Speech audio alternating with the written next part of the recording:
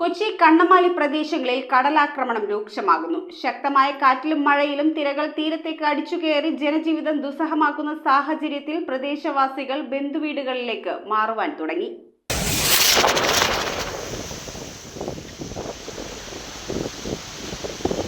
മൂന്ന് ദിവസമായി തുടർച്ചയായി പെയ്യുന്ന മഴയിൽ കൊച്ചി കണ്ണമാലി പ്രദേശങ്ങളിൽ കടലാക്രമണം രൂക്ഷമായി. മാനാശ്ശേരി, കാട്ടിപ്പറമ്പ് തുടങ്ങിയ പ്രദേശങ്ങളിൽ കടൽഭിത്തിക്ക് മുകളിലൂടെ തിരകളടിച്ചു കയറി. പല സ്ഥലങ്ങളിലും കടൽവെള്ളം കയറി ഹൈവേയിലെ വാഹനഗതാഗതം തടസ്സപ്പെടുത്തി. മാനാശ്ശേരി കൈതവേലിയിൽ പള്ളിപ്പറമ്പിൽ ലോറൻസിന്റെ വീട് ഭാഗികമായി തകർന്നു. തകർന്ന വീടിനുള്ളിൽ പെരുമ്പാമ്പിനെ കണ്ടെത്തിയത് പ്രദേശവാസികളിൽ ഭീതി ഉളവാക്കി. പെരുമ്പാമ്പിനെ പിടികൂടി ഫോറസ്റ്റ് അധികൃതർക്ക് കൈമാറി. കടൽഭിത്തി ഇല്ലാത്ത പ്രദേശങ്ങളിൽ കൂടുതൽ കടൽവെള്ളം കരയിലേക്ക് കയറുകയും നാശനഷ്ടം സൃഷ്ടിക്കുകയും ചെയ്ത സാഹചര്യത്തിൽ പ്രദേശവാസികൾ ബന്ധുവീടുകളിലേക്ക് മാറി താമസിക്കാൻ നിർബന്ധിതരായി. News bureau, Kochi.